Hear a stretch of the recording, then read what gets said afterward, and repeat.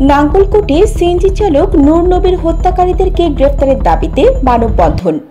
কুমিল্লার নাঙ্গলকোটে পৌরসভার বিশারা ও খান্নাপাড়া গ্রামের তিতামিয়ার ছেলে সিএনজি চালক মোহাম্মদ নুরুন নবীকে পরিকল্পিতভাবে হত্যা করে রেললাইনের পাশে ফেলে দিয়ে যায় সন্ত্রাসীরা। রহস্যজনক কারণে হত্যা করার 5 মাস অতিবাহিত হলেও লাকসাম রেলওয়ে জিআরপি থানার পুলিশ এখনো পর্যন্ত কোনো তথ্য উদ্ঘাটন ও হত্যাকারীদেরকে গ্রেফতার করতে পারেনি।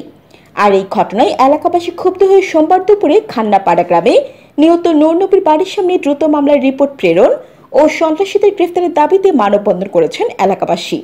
এ সময় স্থানীয় গণ্যমান্য ব্যক্তিবর্গ মানববন্ধনে অংশগ্রহণ করেন। আমরা সহ লাশ ময়নাতদন্তের জন্য মর্গে পাঠাই। মর্গে পাঠানোর দীর্ঘদিন অতিবাহিত হওয়ার পরেও এখন পর্যন্ত বিসিআর রিপোর্ট আসেনি। দারোগার সাথে একাধিকবার যোগাযোগ করেছি যে এই অ্যাক্সিডেন্টটি আমার কাছে সন্দেহাতীতভাবে মনে হয়েছে সেটি তাকে কেউ মেরে রেললাইনের পাশে রেখে দিয়েছে। আমি দারোগাকে বলেছি আপনি এটা করেন, বিষয়টি একটু ভালোভাবে খতিয়ে দেখেন। তিনি বলেছেন বিষয়টি দেখবেন, বিসিআর রিপোর্ট আসার পরে আমরা সেই ব্যবস্থা নেব। এরপরেও আমরা স্থানীয় লোকজন সহ এলাকার বিভিন্ন জায়গায় দেখেছি রেললাইনের পূর্ব পাশে ফোঁটা ফোঁটা ফোঁটা ফোঁটা রক্ত পড়ে আছে। ফোঁটা রক্ত ধরে ধরে আমরা দেখলাম যে একটি বাগানে গিয়েও সেখানে চপ রক্তের চাক পড়ে আছে, সেটাও অভিহিত করেছি। এটা তিনি বলেছেন দেখবেন।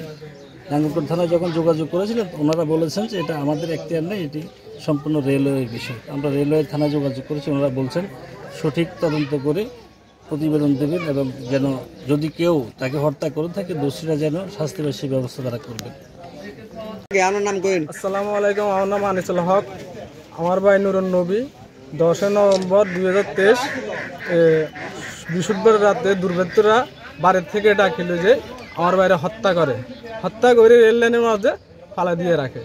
এরপরে আমার বাড়ির পরের দিন আমি রক্ত মাখা একটা বাগানে মাঝিপাড়া বাগানে রক্ত পাই তার, কিন্তু আমি লাকসাম জিআরপি থানা তাদেরকে জানাইছি ইনকোয়ারি করার জন্য যে আমার বাড়ির লাশ এক জায়গায় রক্ত আরেক জায়গায়, আমার বাইরে হত্যা করা হয়েছে।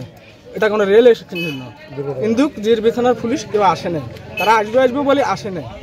এরপরে আমি অনেকবার তাদের কাছে গেছি বিচারের জন্য, আমার বাইরে হত্যা করা হয়েছে, আমি বিচার চাই, কিন্তু আমার জবাবে কেউ এরা আবেদন করে নাই। আমি কোর্টে গেছি, কোর্টও আমার মামলা স্থগিত করে দিছে না রিপোর্টের জন্য।